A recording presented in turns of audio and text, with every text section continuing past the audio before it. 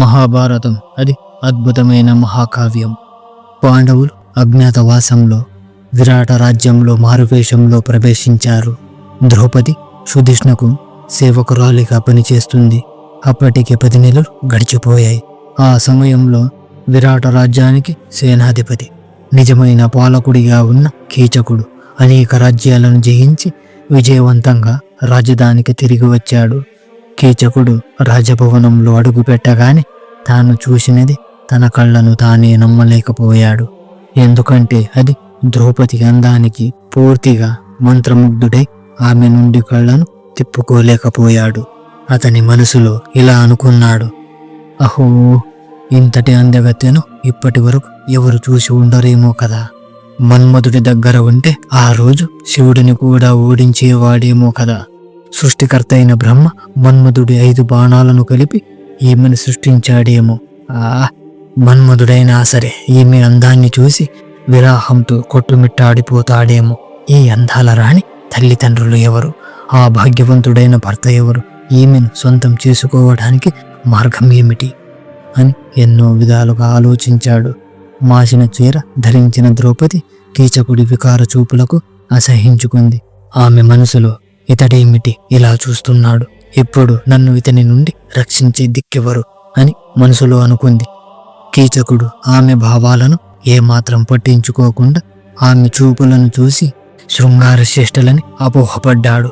పక్కనే సుదేష్ణ ఇతర పరిచారకులు చూస్తున్నా పట్టించుకోకుండా ఆమె వైపు మోహంతో తదేకంగా చూశాడు. తర్వాత తేరుకొని అక్క సుదేష్ణకు నమస్కరించాడు. అయినా కీచకుడు ద్రౌపది అందానికి పూర్తిగా మైమర్చిపోయాడు. ఆమె సౌందర్యానికి మంత్రముగ్ధుడై ఆమెను ఎలాగైనా పొందాలని అనుకుంటాడు. అయితే ఇక్కడ మనం ఆలోచించాల్సిన ముఖ్యమైన విషయం ఏమిటంటే, అప్పటికే ద్రౌపది 5 పిల్లల తల్లి. కీచకుడు తన సోదరి సుదేష్ణతో ఇలా అన్నాడు, అక్క, ద్రౌపదిని చూసినప్పటి నుంచి నా మనసులా లేదు. ఆమెను ఎలాగైనా పొందాలి. దానికి నువ్వే సహాయం చెయ్యాలి. అప్పుడు సుదేష్ణ కీచకుడితో ఇలా అంది, కీచక, మాలిని సామాన్యురాలు కాదు. గంధర్వ భర్తలు ఆమెను రక్షిస్తున్నారు. ఆమె జోలికి వెళితే ప్రాణాలకే ప్రమాదం కావచ్చు. అప్పుడు కీచకుడు, అక్క, ఆమెను పొందడానికి ఎవరినైనా జయించగలను. ఆ పోరులో నా ప్రాణాలు పోయినా సరే వెనకాడను. కామంతో కళ్ళు మూసుకుపోయిన కీచకుడికి ఆమె చెప్పే మాటలు చెవికెక్కడం లేదు. మాలిని తన వద్దకు పంపమని పట్టుబడ్డాడు. సుదేష్ణకు వేరే మార్గం లేక ఒక ప్రణాళికను ఆలోచించి మాలినిని పిలిచి, మాలిని, నువ్వు కీచకుడి భవనానికి వెళ్ళి మద్యం తీసుకురమ్మని చెప్పింది. ద్రౌపది సుదేష్ణ చెప్పిన పని చేయడానికి నిరాకరించింది. పనిలో చేరే ముందు తాను ముందుగా చెప్పిన నియమాలను సుదేష్ణకు మరలా గుర్తు చేసింది. కానీ సుదేష్ణ, నాకు తలనొప్పిగా ఉంది మాలిని, ఈ ఒక్కసారి నా మాట విను అని వేడుకుంటుంది. ద్రౌపది మనసుకు విరుద్ధంగా ఉన్న మహారాణి మాటను తిరస్కరించలేని ద్రౌపది నిశ్శబ్దంగా తల అడ్డంగా ఊపుతుంది. కీచకుడి భవనంలో అడుగు పెట్టగానే ద్రౌపదిని చూసి ఇలా అన్నాడు, మాలిని, నువ్వు పరిచారికగా ఉండటం ఏమిటి?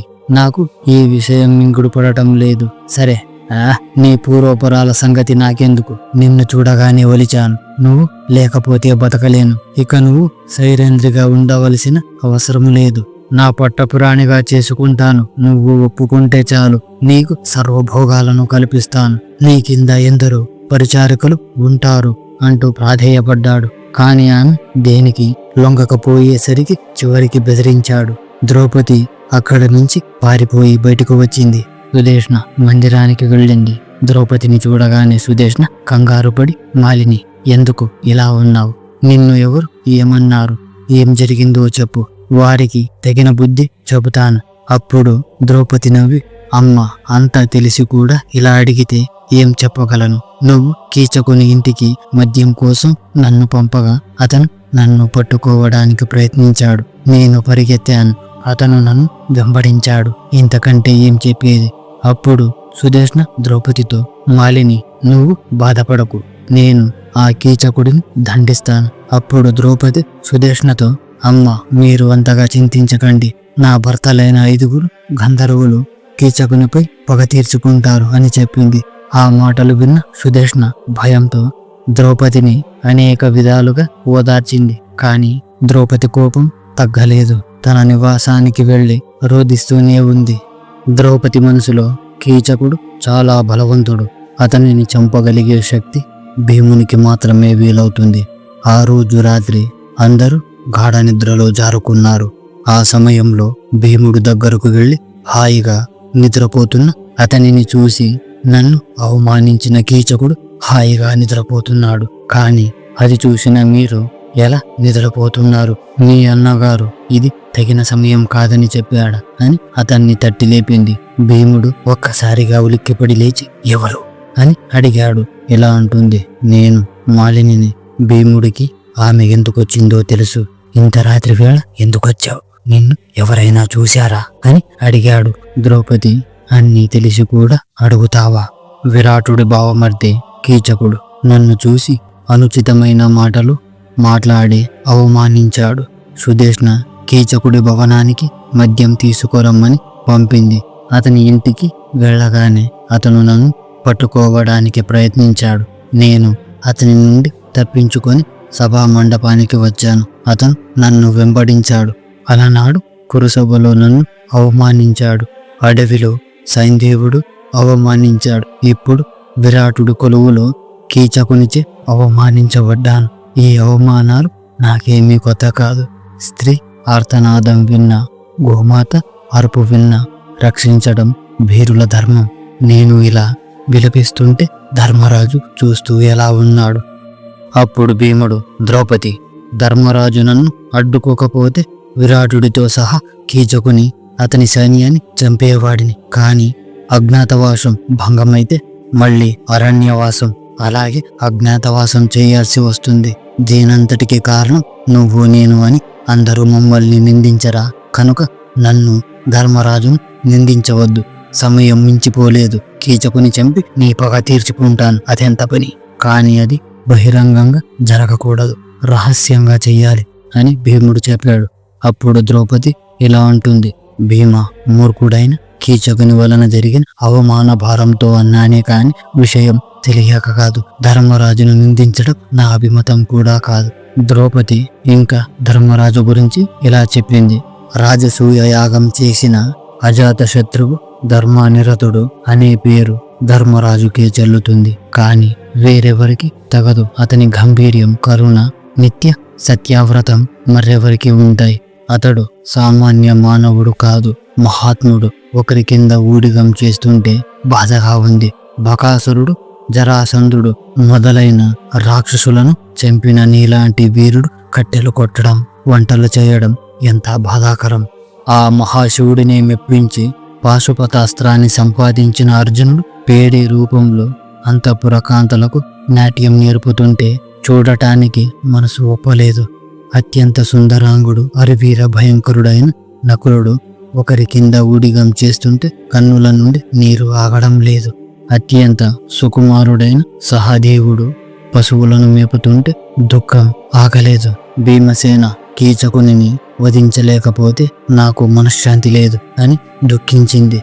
భీముడు ఇలా అన్నాడు, ద్రౌపది, నువ్వు ఇంతగా చెప్పే పని లేదు. రేపటి రోజున కీచకుడు మృత్యువు నా చేతుల్లోనే. నువ్వు నిశ్చింతగా ఉండు. మన అజ్ఞాతవాసం నువ్వేనున్నది. రేపు నువ్వు కీచకుని కోరిక అంగీకరించినట్లుగా నటించి అతనిని నర్తనశాలకు ఒంటరిగా రమ్మని చెప్పు. నేను అతనిని యమలోకానికి పంపిస్తాను. ద్రౌపది, తెల్లవారబోతుంది. మనిద్దరిని ఎవరైనా చూస్తే ప్రమాదకరం. ఇక నువ్వు వెళ్ళిపో. మరునాడు ఉదయం కీచకుడు నిద్రలేచాడు. కాలకృత్యాలు నిర్వహించి ద్రౌపది మీద కోరికతో చక్కగా అలంకరించుకొని ద్రౌపది కోసం సుదేష్ణ అంతఃపురానికి వెళ్లి ద్రౌపదిని చూడగానే అతని మనసు చలించింది. ధైర్యాన్ని, వివేకాన్ని కోల్పోయి ఆమె దగ్గరగా వెళ్ళాడు. భీముడు చెప్పిన మాటలు గుర్తుకొచ్చాయి. అతనిని చూసి చూడనట్లుగా నటించింది. కీచకుడు ద్రౌపదితో, మాలిని, ఈ తిరస్కారం ఏమిటి? నేనంటే ఇష్టం లేదా చెప్పు. నువ్వు నన్ను ఒప్పుకుంటే నా సంపదలకు నువ్వే రాణివి. ఈ రాజ్యానికి విరాటరాజు పేరుకు మాత్రమే రాజు.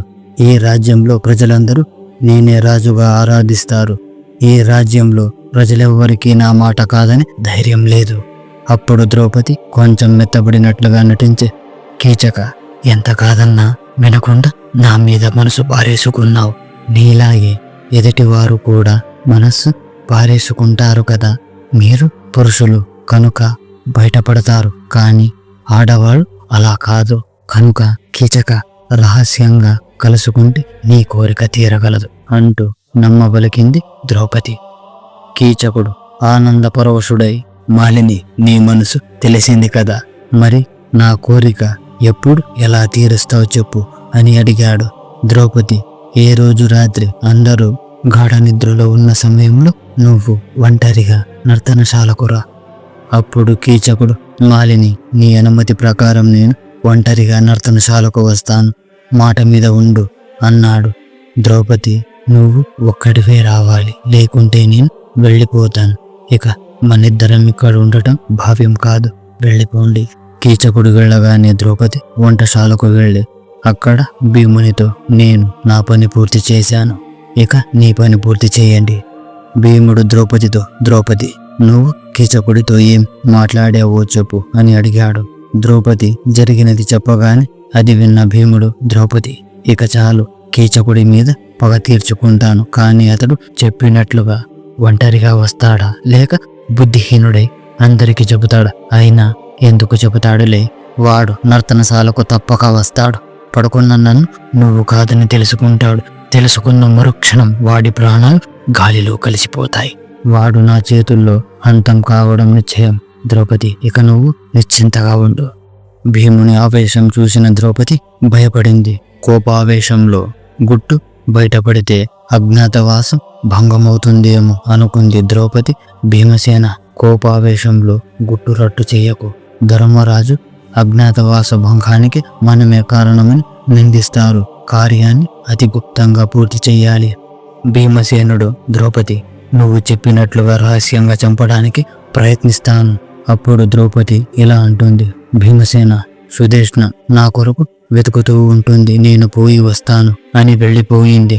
కీచకుడు, ద్రౌపది, భీమసేనుడు రాత్రి కొరకు ఎదురు చూస్తూ ఉన్నారు. కీచకుడు మనసు పరిపరి విధాలుగా తప్పిస్తూ ఉంది. అతడు మనసులో ఇలా అంటున్నాడు, అయ్యో, ఎంతకి రాత్రి కాదేమి, మాలిని వస్తుందో రాదు, రాత్రిలోగా మనసు మారిపోతుందేమో, ఆమెకు 5 గంధర్వులు భర్తగా ఉన్నమాట నిజమేనా? మాలిని వచ్చే వేళకు సుదేష్ణ ఏదైనా పని చెబుతుందేమో అనుకున్నాడు. మరలా మాలిని ఎందుకు రాదులే, అంత కఠినాత్మురాల. ఎట్టకేలకు సూర్యుడు అస్తమించాడు. ద్రౌపది కూడా సమయం కోసం ఎదురు చూస్తూ ఉంది. బాగా పొద్దుపోగానే అందరూ గాఢ నిద్రలో జారుకున్నారు. ద్రౌపది వంటశాలకు వెళ్లి సమయం ఆసన్నమైంది. భీమసేనుని తొందర పెట్టింది. భీముడు ఒక చీరని తలపావుగా చుట్టుకొని నర్తనశాలకు బయలుదేరాడు. ద్రౌపది అతనిని అనుసరించింది. ఈ వీడియో ఇంతవరకు చూశారంటే ఎంతో కొంత నచ్చిందని ఆశిస్తున్నాను. లైక్ చేసి అలాగే మా ఛానల్ను సబ్స్క్రైబ్ చేసుకోండి. ఇద్దరు నర్తనశాలకు చేరుకున్నారు. నర్తనశాలలో ఒక పక్కగా ఉత్తర పడుకునే పాన్పు మీద భీముడు పడుకున్నాడు. ద్రౌపది కనపడకుండా పక్కనే దాకుంది. ఇంతలో కీచకుడు మద్యాన్ని సేవించి మత్తుగా అక్కడికి వచ్చాడు. మాలిని అప్పటికే అక్కడికి వచ్చి ఉంటుందని అనుకున్నాడు. మంచం మీద పడుకుని ఉన్న భీముడిని చూసి పిచ్చివాడై ద్రౌపది అనుకుని భీముడిని పట్టుకున్నాడు. భీముడికి పట్టరాని కోపం వచ్చింది. కీచకుడు భీముడిపై చెయ్యి వీసి, మాలిని, నీ కోసం ఎన్నో కానుకలు తెచ్చాను. ఇంతవరకు నా కోసం వచ్చే స్త్రీలు నాకు కానుకలు సమర్పించేవారు. నన్ను చూసిన స్త్రీలు మరొకరిని కన్నెత్తి చూడరు, నా కోసమే తపిస్తారు. అలాంటిది నేను నీ కోసం తపిస్తున్నాను. అప్పుడు భీముడు సహజమైన స్త్రీ గొంతుతో, మిమ్మల్ని మీరే పోడుకుంటున్నారు, కానీ అసలు నా వంటి స్త్రీ మీకు దొరుకునా? నా శరీరానికి నీ శరీరం తగిలినప్పుడు కలిగే అనుభూతి తెలుసుకుంటావులే. నన్ను తాకిన నీకు మరొకరిని తాకే పని ఉండదులే. నన్ను తాకిన ఫలితం అనుభవిస్తావులే అని హఠాత్తుగా పైకి లేచాడు. కీచకుని తల పట్టుకుని వంచాడు. కీచకుడు మాలిని భర్త గంధర్వుడు వచ్చాడని అనుకున్నాడు. భీముడి పట్టు విడిపించుకొని కింద పడి వేసి మోకాళ్ళతో అదిమాడు. ఇరువురి మధ్య భయంకరమైన యుద్ధం సాగింది. ఒకరిని మించి ఒకరు పోరాడుతున్నారు. ఇరువురిలో కొంత భయం ఉంది. పరువు పోతుందని కీచకుడు, అజ్ఞాతవాసం భంగమవుతుందని భీముడు మౌనంగా యుద్ధం చేస్తున్నారు. క్రమంగా కీచకుని బలం తగ్గిపోతుంది. విషయం గ్రహించిన భీముడు ఉదర భాగంలో భయంకరంగా గుద్దాడు. ఆ దెబ్బకు కీచకుడు విలవిల తన్నుకున్నాడు. కీచకుడిని దారుణంగా చంపాలనుకున్న భీముడు కీచకుడి తలని, కాళ్లను, చేతులను అన్నిటినీ ఒకటిగా చేసి నీళ్ళ మీద వేసి పొర్లించి నలిపి మాంసముద్దగా చేశాడు. కీచకుడు మరణించాడు. భీముడు ద్రౌపదిని పిలిచి కీచకుని శవాన్ని చూపించాడు. ద్రౌపది ఆనందంగా చూసింది. కీచక, ఇందుక ఈ సుఖం పొందడానికి ఇంతలా ఆరాటపడ్డావా అనుకుంది. ద్రౌపది, నీ మాట నెరవేర్చాను, ఆనందమే కదా. నిన్ను ఎవరైనా దుర్బుద్ధితో చూస్తే వారికి నా భుషబలంతో ఇలాంటి మరణాన్ని ప్రసాదిస్తాను. ఈ వీడియో నచ్చిందని ఆశిస్తున్నాను. అందరూ గట్టిగా చెప్పండి. జై శ్రీకృష్ణ.